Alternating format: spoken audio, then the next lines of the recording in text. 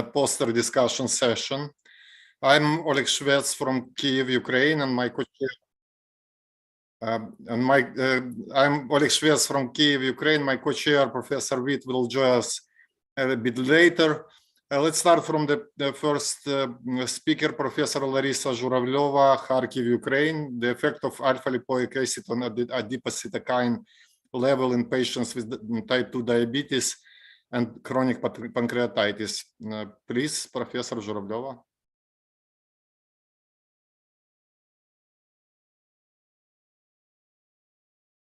Dear colleagues, the pancreas is involved in many physiological processes due to combination of incretory and excretory functions.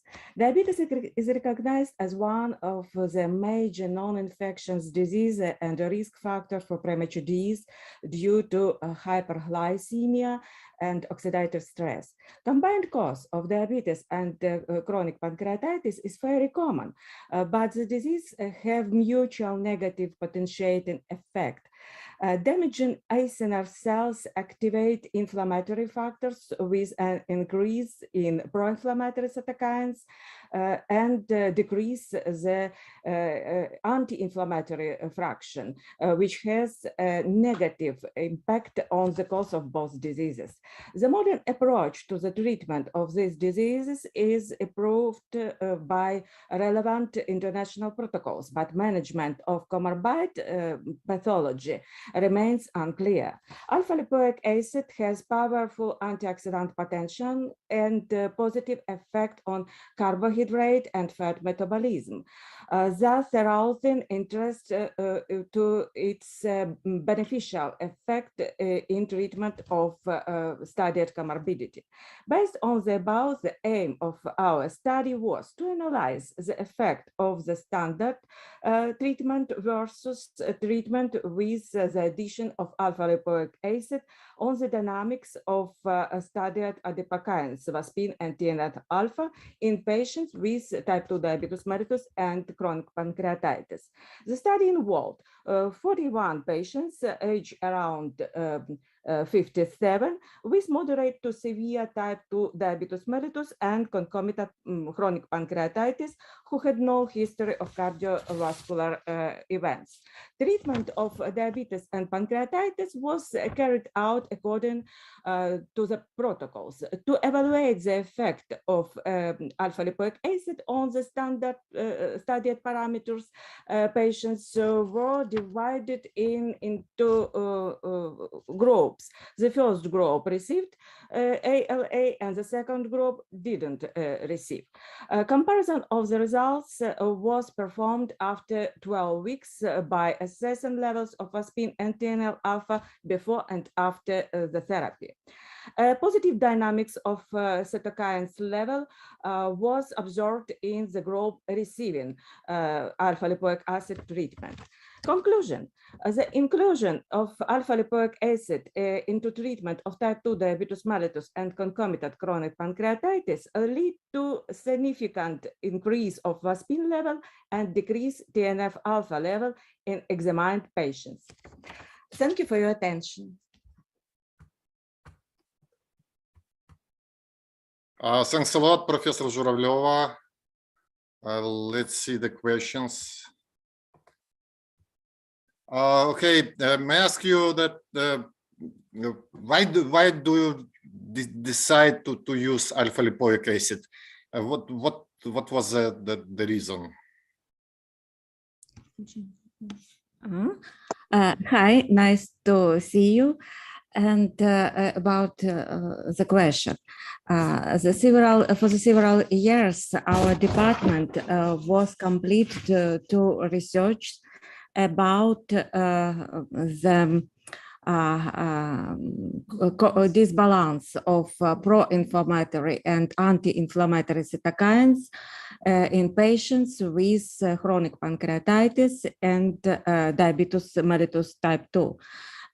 In first case, we studied the ratio TNF-alpha and apelin, and its improve on the structural and functional disorders of pancreas, development of non-alcoholic fatty disease of pancreas.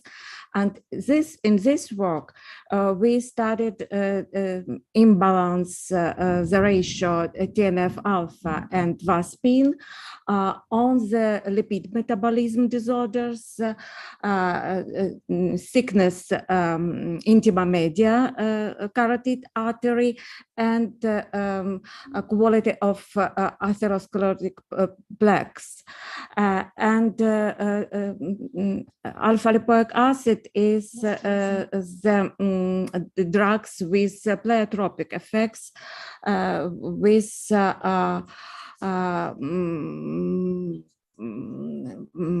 влияние. Impact. Okay, thank you very much. Unfortunately, we run out of time and we need to go on the But I'm very glad. Thank you. Thank you for very this much. discussion. Thank you. And the next topic is by Mariana Fedorkiev, quality of life of patients with chronic pancreatitis who need surgical treatment, please. Our study quality of life of patients with chronic pancreatitis who need surgical treatment, Ivano-Frankivsk National Medical University and Regional Clinical Hospital of Ivano-Frankivsk. Quality of life is an integral characteristic of the patient's physical, mental, emotional, and social function, which is based on his subjective perception. In medicine, quality of life is judged by the level of well-being and satisfaction. These aspects of life are affected by disease and their treatment, as well as in connection with limitation on functional capacity due to disease, that is health-related quality of life. Aim of study is assessment of the quality of life of patients with chronic pancreatitis who need surgical treatment. The study included 87 patients with chronic pancreatitis with ductal hypertension. The average age of the respondents was 44 years.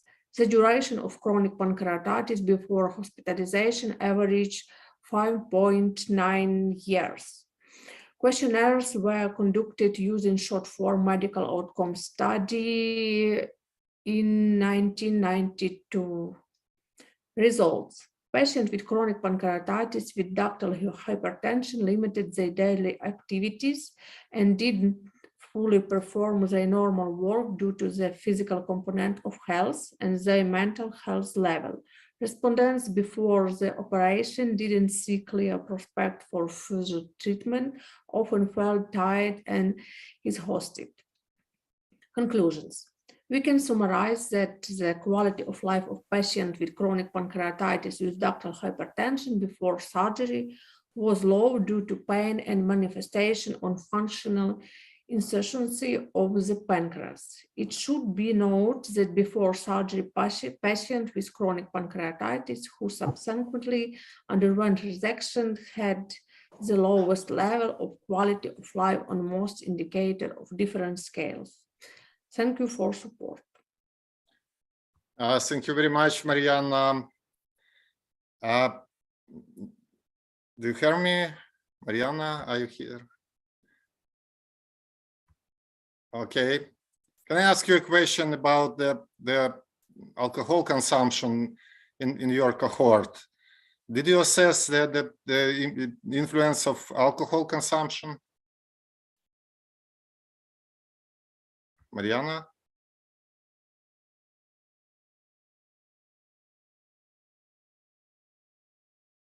Hello, excuse me. Okay, we cannot.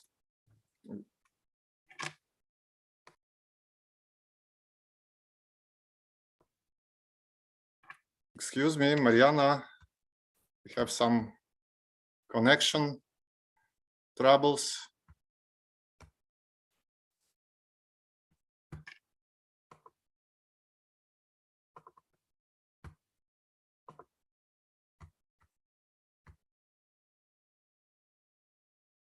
Okay, so unfortunately we cannot connect with Mariana. Then we go to the next presentation. It's prevalence of and factors associated with sarcopenia in the cohort of patients with chronic pancreatitis.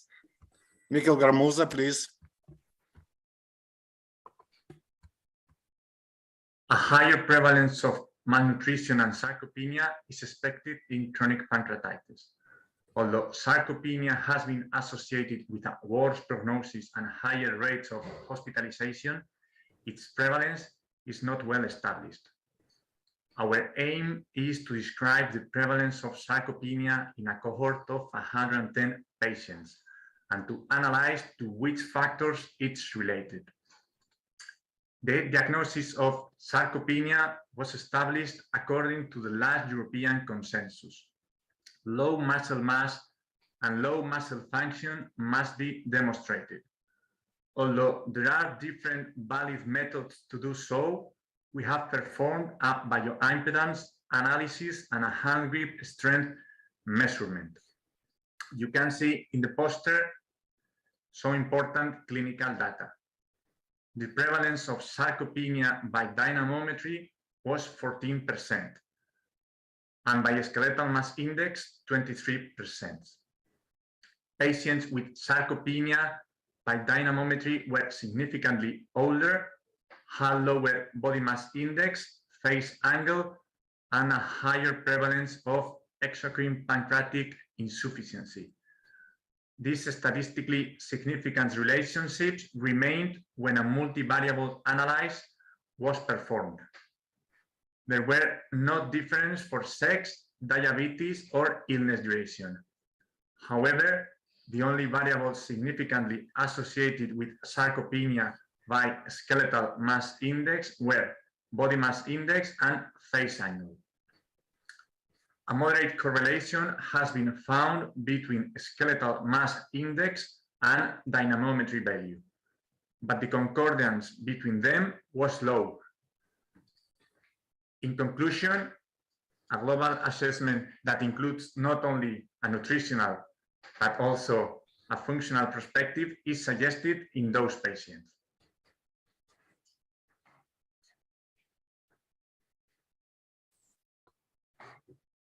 Thank you very much. And Mikhail, we have one question. Did you compare between the patients with different grades of EPI, the prevalence of sarcopenia or not? No, it was a qualitative measure. And we have to say that most of the patients diagnosed with exocrine pancreatic insufficiency were having a treatment with Creon. Okay, thank you very much, Mikhail. Thank you. Thank you very much for participation. And dear colleagues, the next topic is quality of life and stress assessment in patients with acute and chronic pancreatitis, preliminary results in the GULASH Plus clinical trial. Veronika Lilik, please.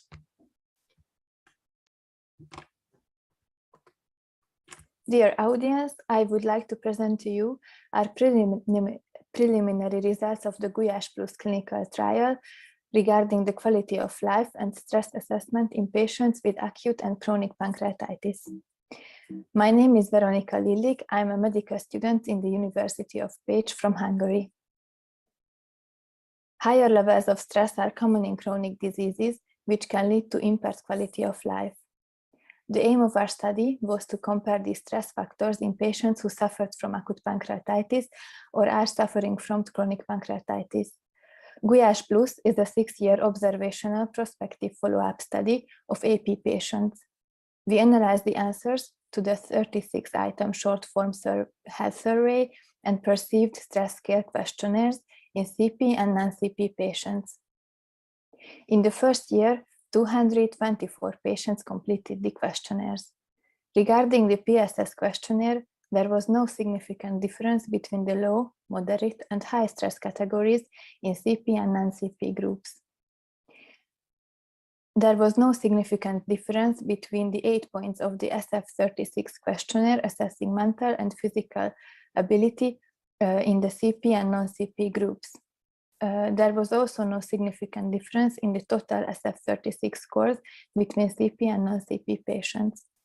In the second year, 113 patients completed the questionnaires, and there were no significant differences in the points of the PSS and SF36 questionnaires.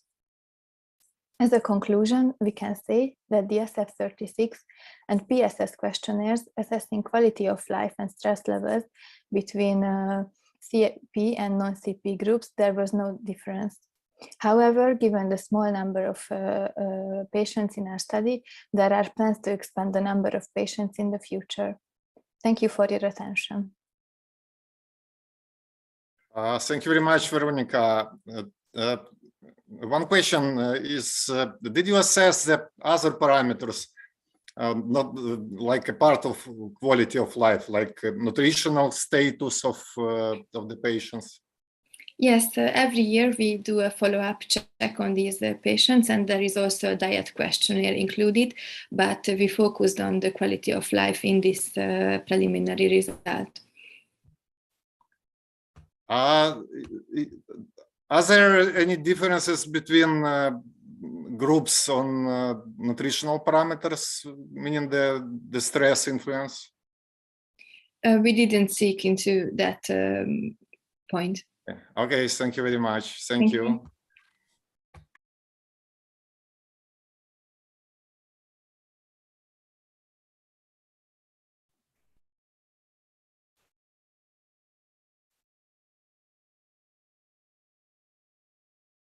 Was ist jetzt?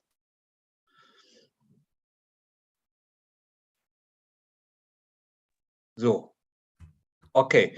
The next talk is it's your presentation. The next still, Oleg. No. Yeah, it's mine. Okay. Okay, yeah. I will take it over the next. Okay, yeah. We have now the incidence of recurrent acute pancreatitis and chronic pancreatitis after acute pancreatitis, a systematic review and meta-analysis. Andrew Gagi, please. Hello, everyone. It's an honor for me. I'm glad to be here. My name is Andrea Gagi. I'm a junior investigator at the Translational Medicine Center in Budapest, Hungary. I would like to show you my research topic with this title. Despite the fact that the incidence rate of acute pancreatitis and chronic pancreatitis are well known, the incidence rate of recurrent acute pancreatitis and chronic pancreatitis after acute pancreatitis is still unknown. Therefore, we aim to assess these incidence rates. To achieve our goal, we have done a systematic search in 3 big databases. Our systematic search resulted in 20 articles out of 9,400 that we included in the quantitative synthesis. On the left figure, you can see 2 forest plots showing the overall incidence rates of recurrent acute pancreatitis after acute pancreatitis in adult and pediatric patients. So the incidence rate in adults is approximately 6 cases per 100 person years, while in children is approximately 4 cases per 100 person years. On the right figure, you can see the incidence rate of recurrent acute pancreatitis after acute pancreatitis based on etiology. In terms of etiology, the highest recurrence rate was observed for hypertriglyceridemia and alcohol-induced acute pancreatitis. On the left figure, you can see 2 forest plots showing the overall incidence rates of chronic pancreatitis after the first episode of acute pancreatitis and after recurrent acute pancreatitis. So the incidence rate after acute pancreatitis is approximately 1 case per 100 person years, while after recurrent acute pancreatitis is 4 cases per 100 person years. On the right figure, you can see the incidence rate of chronic pancreatitis after acute pancreatitis based on etiology.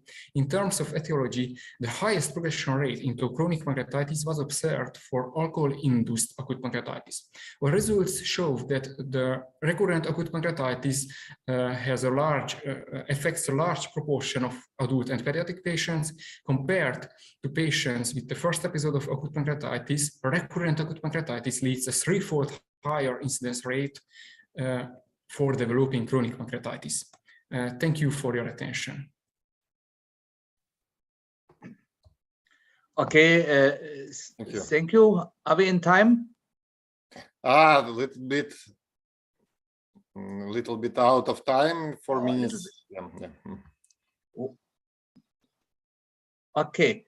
The next talk is from Chiara Deli. Genetic and idiopathic chronic pancreatitis display distinct clinical features at diagnosis. Chiara, please.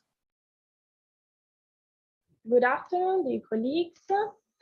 As you know, chronic pancreatitis etiology is divided in 6 groups as shown here, but today we're going to focus upon idiopathic and genetic etiology. The aim of the study, in fact, is to distinguish clinical feature at the diagnosis of genetic chronic pancreatitis from idiopathic chronic pancreatitis and exotoxic chronic pancreatitis.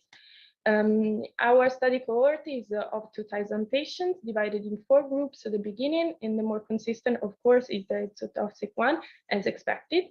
Some patients underwent genetic testing. The negative ones were inserted in the idiopathic group and the positive into the genetic group, showing one of these 4 genes alteration mutation. The results are shown in this heat map, and it's clear that the exotoxic group shows some particular aspects as expected, of course, some comorbidities and of course clinical features, but also a male percentage higher than the other groups as expected. The genetic group is characterized, of course, of familial history higher instead of the other groups, and also exocrine insufficiency at the beginning, so at the diagnosis. That is kind of interesting because quite higher instead of the other groups. The idiopathic group is in between of the 2 other groups shown right now, and as some particular aspects. Patients at the beginning are painless, and so we have an incidental diagnosis higher than the other groups, and shows some aspect also in between the exotoxic and genetic group. In fact, the age of the diagnosis is quite similar to the exotoxic group. So we can conclude that genetic chronic pancreatitis shows a higher rate of exocrine insufficiency, and idiopathic chronic pancreatitis possibly have a multifactorial etiology. In fact, it shares some aspects both with exotoxic chronic pancreatitis and genetic chronic pancreatitis. Thank you. Okay, thank you. Thank you. Idiopathic pancreatitis, does it really exist, or does it mean genetic pancreatitis, but we did not find the cause because in 50% we do not find the cause? Yeah, it's one of the next steps in the study because we want to test other genes that are now coming up at our decision making with the patients, but right now we didn't test it on this population. There was a very high frequency of diabetes in the idiopathic group compared yes. to genetic. Yeah. Why? Yeah. Any idea? I don't know actually. It's interesting. Okay. Yeah, because maybe because they were older. I don't know. Okay, interesting. Thank you, Chiara. We have to go to the next talk. The next talk is from Michael Pahiala. I hope I spelled the pronunciation is correct. Endoscopic procedures and quality of life in chronic pancreatitis patients. Dear EPC, thank you for having me. My name is Mikael Parhiala. I come from Tampere, Finland. Nothing to disclose. I'm talking about my paper, Endoscopic Procedures and the Quality of Life in Chronic Pancreatitis Patients. Chronic pancreatitis may cause chronic or intermittent abdominal pain, which causes morphological changes to the pancreatic tissue, leading to complications that may need endoscopic interventions. The complications may reduce the quality of life, causing a burden to the patients and the healthcare system. Our aim was to investigate the frequency of endoscopic procedures, the quality of life and pain after these procedures. We used the Scandinavian Baltic Pancreatic Club database as the largest prospectively carried multicenter database. We had 1,327 patients from 4 countries and 8 centers. We analyzed the patients who underwent endoscopic procedures and used the baseline population as a reference. Here we can see patients who underwent endoscopic procedures had more disease duration, pancreatic calcification, duct stones, main duct lesions, and pseudocysts. Patients who underwent endoscopic procedures had a slightly better cognitive, emotional, and role functioning, and less appetite loss and fatigue than the baseline population. A higher score in quality of life and function represents a better score, and the opposite is within the symptoms. Patients who had later pancreatic surgery after their endoscopic procedures had more fatigue, pain, and financial difficulties. Conclusion: at least 1 in 5 chronic pancreatitis patients need endoscopic procedures, and a quarter of these patients need later surgery. Patients who underwent endoscopic procedures had the same global quality of life, but better function and less symptoms. Patients who had later pancreatic surgery had worse outcomes in all of the parameters, but only pain, fatigue, and financial difficulties was statistically significant. More prospective trials are needed to have the effect of endoscopic procedures on the quality of life and to determine which patients need surgical intervention. Okay, thank you. There's a question from the audience. What means, from Gurab Onur Chehan, what means later surgery? Thank you for your question. The later surgery means pancreatic surgery after the endoscopic procedures, usually for pancreatic complications or pain. Okay. Any other questions from the audience? When it was decided to do the surgery is another question. Well, the surgery was done, I think, approximately 3 or 5 years median after their first endoscopic procedures, but many patients had multiple procedures done before they had surgery. Okay, thank you. We are over the time. Thank you again, Michael. We have to go to the next talk from Lilia Babinet's correction of pathogenic effects of liver disease on the cause of chronic pancreatitis with diabetes mellitus. Please. In the Ukraine, the incidence of pancreatitis has more than doubled in the last 3 decades, and the epidemiological rates are 3-4 times worse than in Europe. In 20% of cases, patients with chronic pancreatitis die from different complications, and one of them is incretary insufficiency of the pancreas in the form of type 2 diabetes mellitus, which makes chronic pancreatitis social and medically significant problem of medicine. Liver disorders play an important role in pathogenesis of CP, therefore correction of the liver potentially should have a positive effect on improving the functional pancreas capacity. Aim to investigate the effectiveness of complex treatment with the additional inclusion of the sublingual form ADE-metionine in the clinical manifestation of patients with comorbidity of chronic pancreatitis and type 2 diabetes mellitus. We studied 78 outpatients with chronic pancreatitis out of the exacerbation with diabetes mellitus in sub and compensation stage.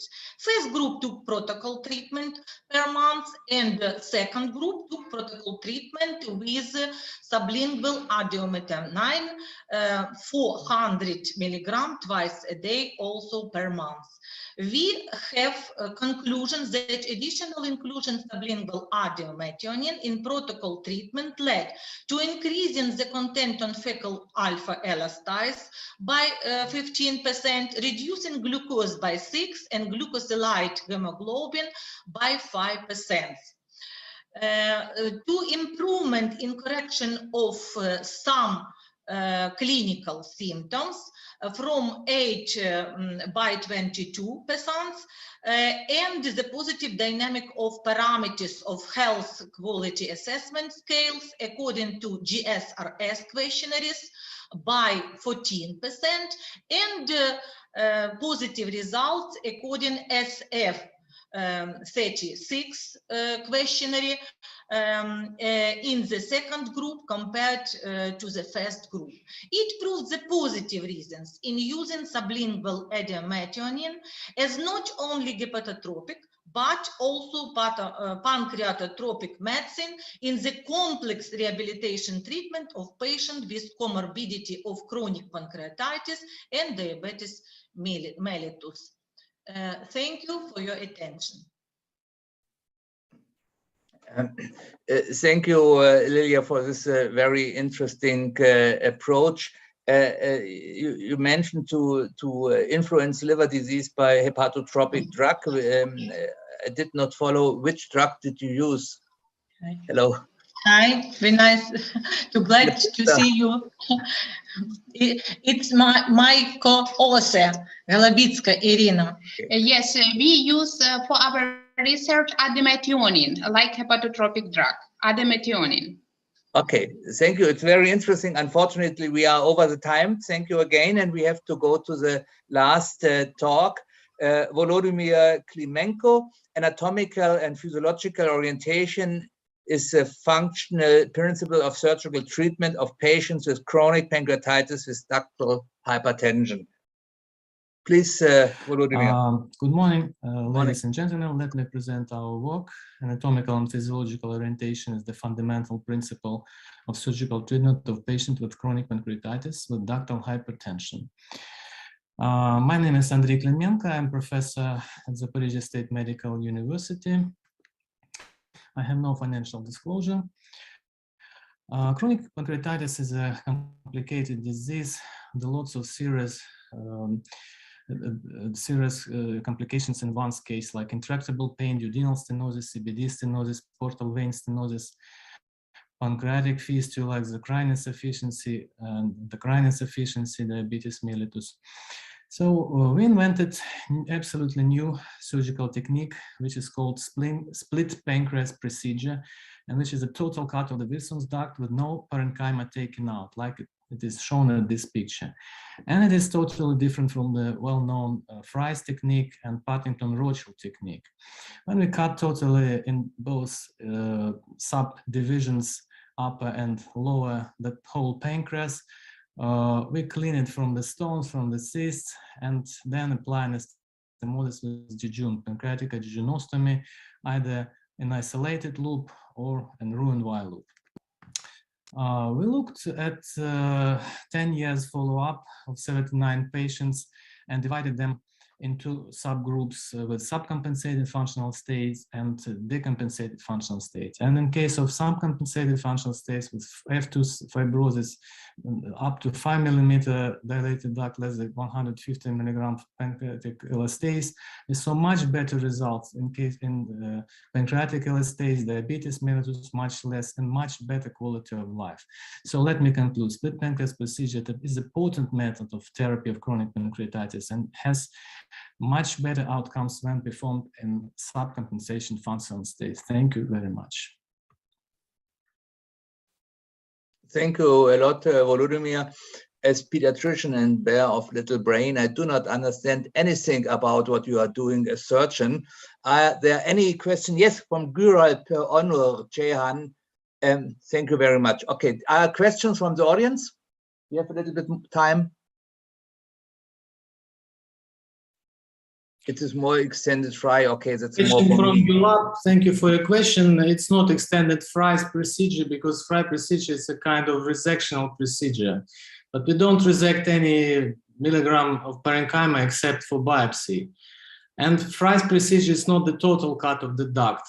That makes the big bowel of the head, just that. That looks very similar, but not the same. Thank you for your question. Okay, thank you. Now the 3 minutes are over. I thank you for participation and this excellent session. And we have to go to the next session. Now is the break, I think. Thank you all contributors. Thank you also, Oleg, and we will see us later, I hope, in the General Assembly at least. Bye-bye.